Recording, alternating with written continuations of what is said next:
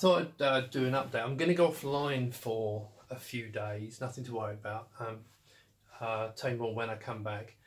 Also, in possibly a week's time-ish, I'm going to do another live stream. Now, the reason for the stream is I'm coming to the end of the 15th of February when I really need to try and get all these orders, and I've got 120 people still haven't filled in their details. And you're going to, if you get past that, I may have problems changing what you want.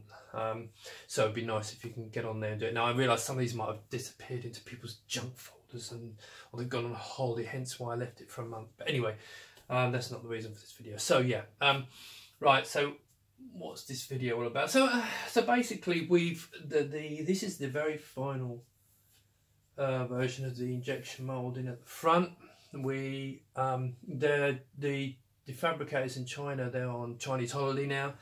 As soon as they come back, we will be doing the getting the tooling made to get that, well, all the plastics, get all the tooling put together. And so that's gone very well. The metalwork, this is like the Mark II version of the case. This is the Mark III version of the case. One little tweak, the base tray's got a couple of little issues we need to sort out. That's actually the Henderson. Anyway, yeah. So it's that's pretty much done. That's ready to go. So I thought what I'd talk about was how I see these two systems, the most important things. So what I'm going to do is, while I'm talking, I'm just going to turn. Now this is my Amiga version, obviously. I turn it on, it's got the nice button. I love that button. Remember what I said about these floppy disks? The button funny enough, on the 1200 and the 600, it fits much better. It does come over to the left a lot. This is why there's a gap there, because I have to have one that fits all of them. But as I said, what I am going to do is I'm going to do at some point a replacement button, probably 3D printed only. But let that finish. To make it more in line with the 3000. If you know, the 3000's got quite a wide button and it's more angular. So I'm going to do new buttons, because of course if you've got a black case and you're doing Amiga, it's not going to work out. The colour is actually very well evenly split between white and black cases. I mean, literally it's almost 50-50, which is interesting. So this is I see this as being the default thing. I mean, this is why I did this project, to be absolutely fair with everyone. This is the main reason I did this project, but I did it with a couple of other side goals, and this is the other one. But the main reason was I like my 500. If you remember the original Checkmate 1500, it was to upgrade the 500 exponentially. And so the Plus, I've taken it further. Well, as I always said, I didn't design the original case, but whilst it was a great case and we loved it, there was lots of problems with it. A lot of things like the board, they never thought the expansion board out too well, and they kind of had to go like that. It was ridiculous. So it's just like plug in a side, bang, wallop. So this is my version of it, which I always wanted to do, but obviously it's only recently. Now, interestingly, the original case 2019 is the 30th. I think it's either the 29th or 30th, because I'm pretty sure we launched this in the 90s, in 89. Was it 90? So it might be next year's 30th. Anyway, it's nearly its 30th anniversary for the original. So yeah, the plan was, let's get back on track, Steve. So the plan was to make it look like the 3000, but you'll notice it is wider than 3000. That was because I was talked, and I'm glad I was talked into it now, but I was talked into putting 5 1/4" drive bays somehow in it. So whilst it looks like it's only 3.5, you've actually got these 5 1/4" drive bays. I'm repeating myself here because some people may not have seen this. The original 3000 only had 3.5" drive bays, whereas we've got these adapters, allows you to put all different kind of drives in it up. And if you don't put an adapter in, you can put a 5 1/4" drive in there, and it fits beautifully in there, and it's nice and snug. So as you can see, it's got a slot loading on the front, and you can swap these around as much as you like. The front panel here, I've already done a video on this, but basically you're going to be able to put in here, I've got a little adapter come in, which I may, if I can, is to injection mould it. Which, if you put it in one way, it completely blanks that, it basically closes that gap off so it looks seamless across the front. If you turn it round, it's a mounting frame to hold on, for example, the twin USB and audio inputs on the front there. That's probably more for the, well actually no, you can have a USB on here, whether, you know, we have to wire that up accordingly. Or maybe you want a compact flash on the front, and that kind of thing, so it's an adapter, so it allows you to do that. But at the same time, it will blank the edges off to tidy the whole thing up. So I'll do a separate video on that. It's actually not far away. That should be here in a couple of days. So anyway, so it's upgrades to 500. It gives you either an internal, so basically you've got a flip round of the edge connector. So there's an 86-pin edge connector on the front. What we've done is we've got a board inside that you can buy. It is an optional extra, but it's a board and you plug it into the Amiga. It sits up sideways like that, and it's got an 86-pin edge connector on it, and above that is a Zorro 200-pin socket. So you can put in, for example, an ACA 500 Plus in it, which is probably a really good upgrade for this if you're not going to go for a Vampire. And then you can put above that a graphics card, which would be a Zorro 2 graphics card, okay, but it still gives you that. Now I've got in here a Vampire, and I've also got my Ariadne 2 network card. Now I don't need the Ariadne in there, so because the Vampire can have networking put on board, so I'm going to be changing it over to there so I can put my digital video capture card in here, my VLab Motion, which I'm going to put in there later, at a later date. But yeah, so it gives you a nice machine, and also the fact that you can then, you know, you can slide the keyboard underneath, or if you want to, let me grab the right one. I've taken the cable off of this, but you can stick the, if you want to run an Amiga keyboard, this obviously is an Amiga 500 keyboard. You can see, hopefully you can see that. You see there's a connector in there. That one there, that hole there is to allow for the key raw if you want. So for example, this can take a 500 motherboard, but it can also take a 1200 and a 600 motherboard. You've probably seen the pictures, I may cut them in here. So this is the 1200 keyboard case.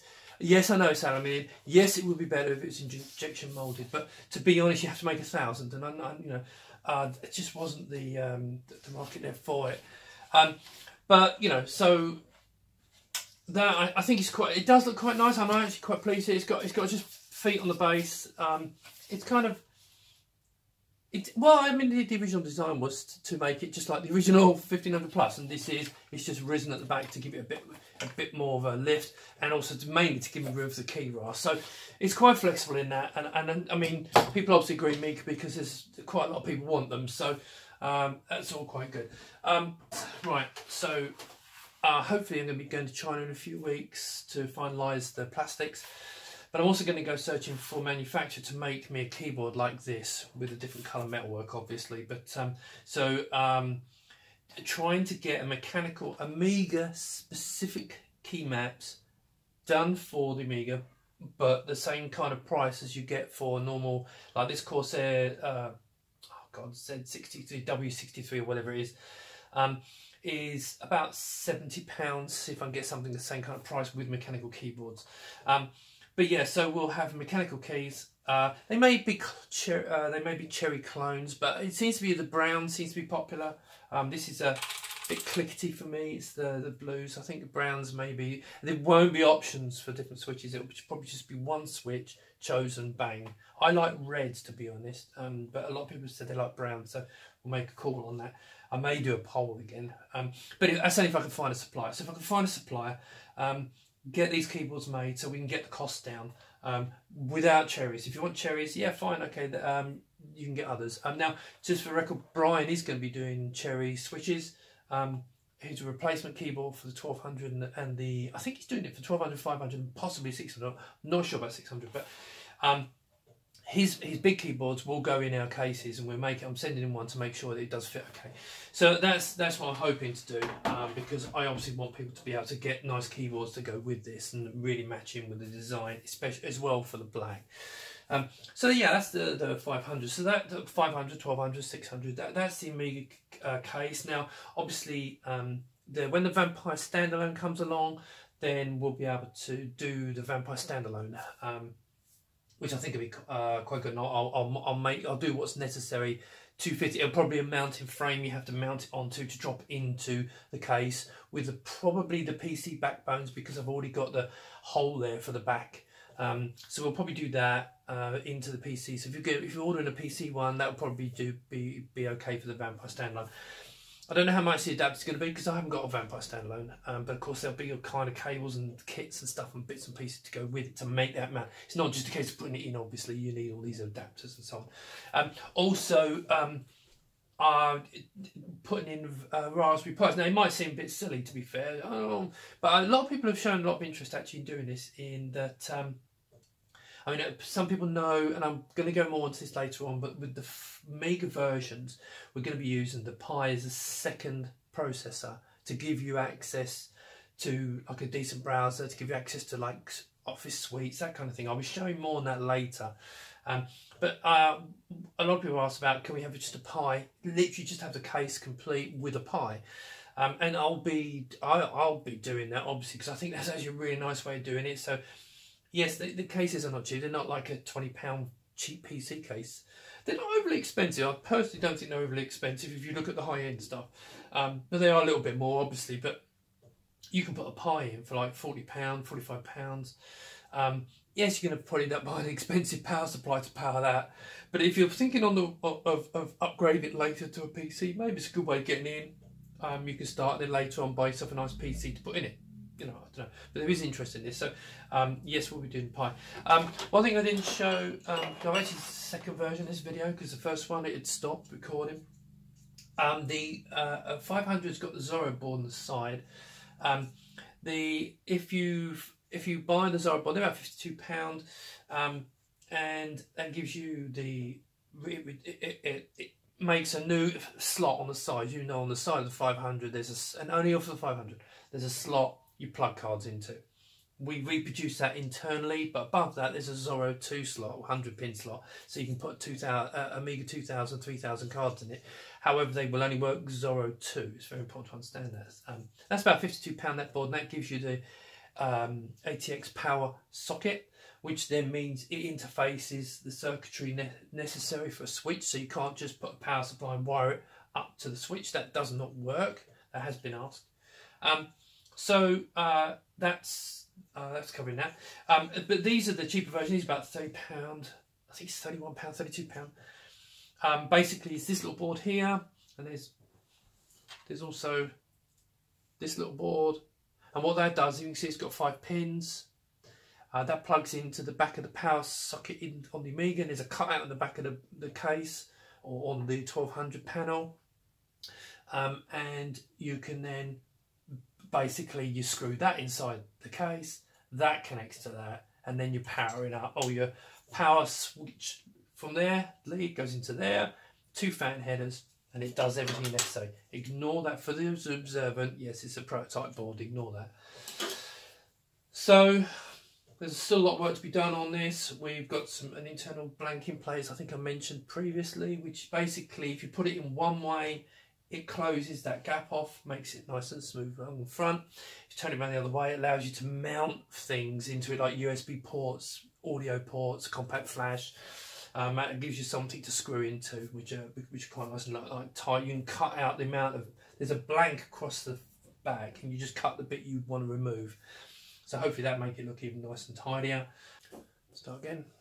Right, I've bought these bits in here because now this is a really key part of this system. Let me show you this, in case you didn't understand. So the idea is this case is completely modular. And so we have on board, on the base tray, so everything is exactly the same except for one part, which is these back parts.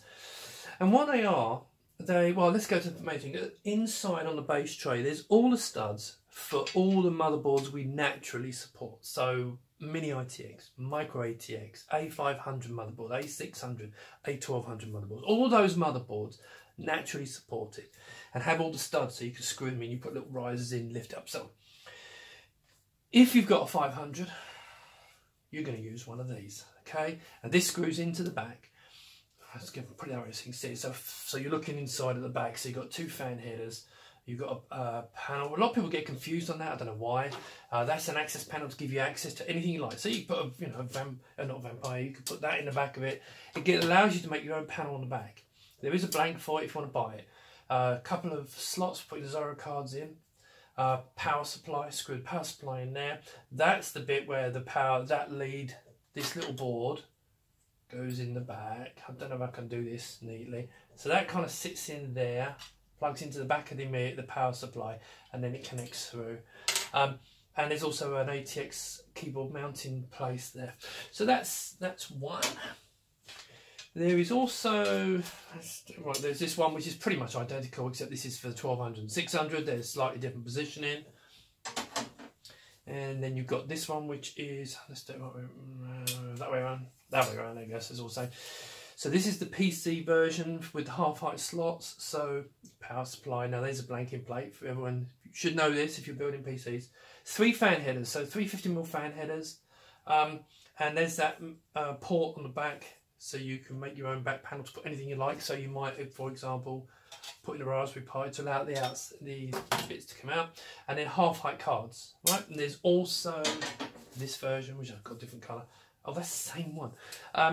So there's one of these, instead of half-height cards, there's the horizontal cards, which I didn't grab one. But that gives you allows you to put like a big GPU in it, right? So that's them. Let me get these out of the way.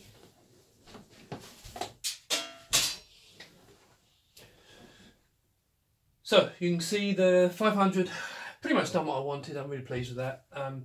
So let's move on to the next thing. Okay. History lesson. Before I do that, let's turn this on, pull this out. So, late 90s. This is very brief. Gateway bought the rights to the Amiga. I know there was other bits before and after. And I had a project about that time called Siamese System. It had a retargeting system, a whole lot of things. Basically, you could make a combined Amiga and Windows 95 system. And I met with Mick Tinker. Paul Nolan had developed the Siamese software for me. But we met up with Mick Tinker, and he developed a card that plugged into PCI socket with a 6840 processor on it. And of course I went, I know exactly what I can do with that. Putting that into the PC with retargeting allowed us to retarget the Amiga's graphics to the Windows 95 graphics card. Sound could be retargeted. It can share the drives, use the drives on the Windows. So we thought that would be a great thing. Now Gateway were going to do this and went down the road of actually starting to develop this, and then they pulled the plug. Life moves on, obviously, and we now get to a stage where actually now I always wanted to build that system, and I thought, well, you know what? I mean, I've kind of done it because I've got Amiga Forever with WinUAE, and so we're there basically. So we have Amiga Forever, and it's pretty much doing what I was going to do in hardware back then. So part of this project was I wanted my ultimate Amiga 500 system, again 1200, 600, whatever you want to put in it. But I wanted to build a high-end, well, you know, reasonably high-end people. This is a high-end PC that could do my VR, because some of you may not realise that the original Virtuality was powered by an Amiga 3000, and this is meant to look like it. So it seems, you know, kind of nice that I've got a VR machine with a modern Oculus Rift, or it could be, I've forgotten the other one, whatever one you want to run. And so we're building a system that out the box will boot into an Amiga environment.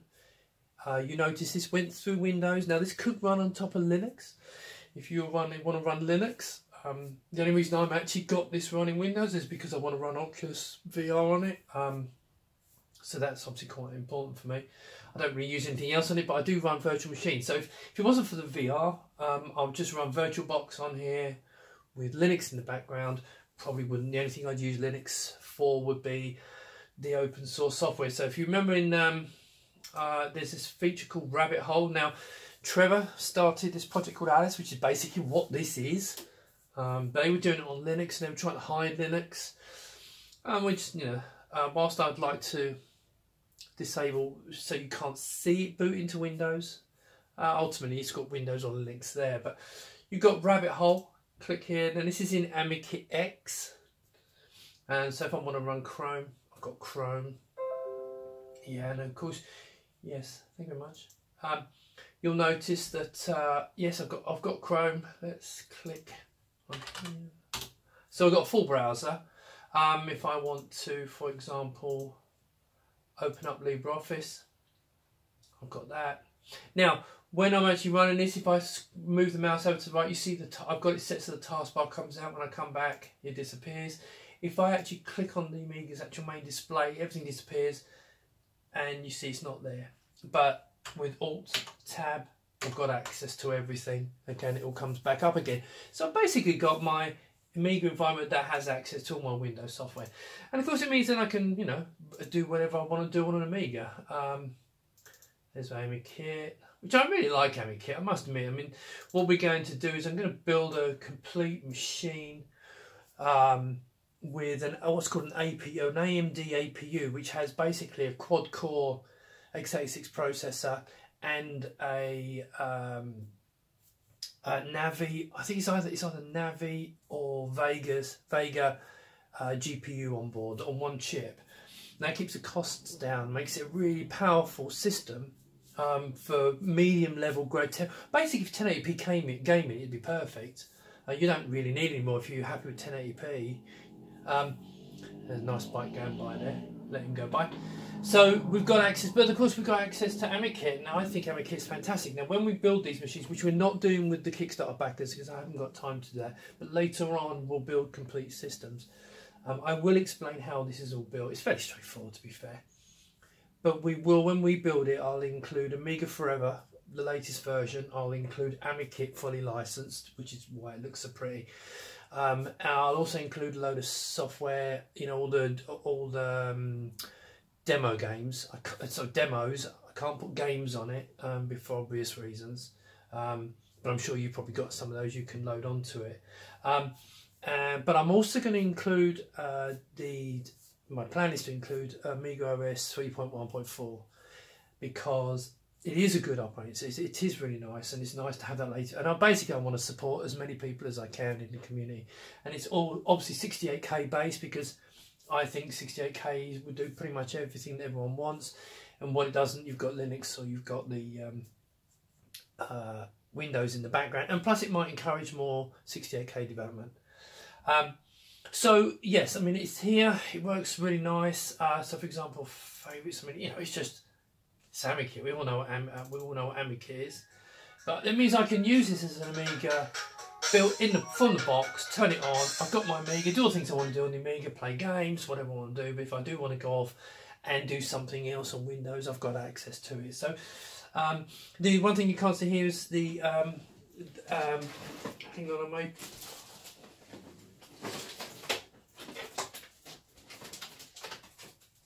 Sorry about that.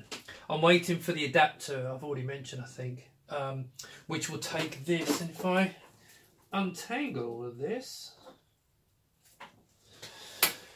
so this thing here is basically got two USB 3 ports and a couple of audio jacks, mic and audio out, and then they connect onto the motherboard internally.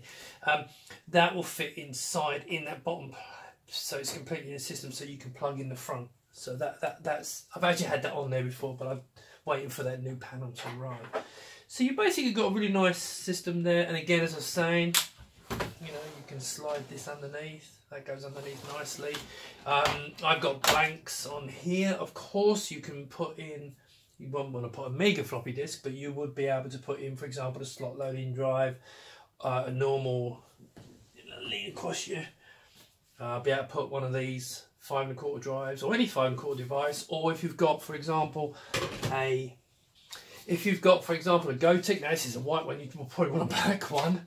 But there's this panel, so it's that way up, slots into there. That goes inside in that bay. That will go in there, screws into the back, and then of course you can put that in there, and you can have the Gotek. I mean, the configuration options here are vast. I mean, there's little boxes you put in there with all the compact flash ports, etc. in the front there. So it's really up to what you want to do. Internally on here, I've got a water cooling system for the CPU, which never kicks in. It never seems to get hot. The emulator actually runs about 20% of the CPU, so again, that never really gets that hot. And it, you know, it just runs really nice, and the fans at the back don't get run. So it's only when you kick into like VR or a really high-end game that then the water cooling will kick in, the fans will kick in, and it'll all cool. But even then, it's still very quiet. And if I shut up for a second, see if you can hear it. In fact, no, you can. All you can hear is my laptop. Yeah, that's my laptop. So you know, this is dead silent. But in fact, it's crazy how quiet this is. But I've already got the figures up on the Kickstarter page. You can see that if you're going to have a look. But anyway, there you go. So hope you like that. I think it's a great little Amiga system that can do everything basically. And so that's it basically. Hopefully you enjoyed this video. I know I go on a bit, but it's just really to open up a little bit and to tell people even more why I'm doing this, why I think it's a nice system for me personally, and it turns out a lot of other people like it as well. So thanks for all your backing, I really appreciate it, and I'll speak to you soon.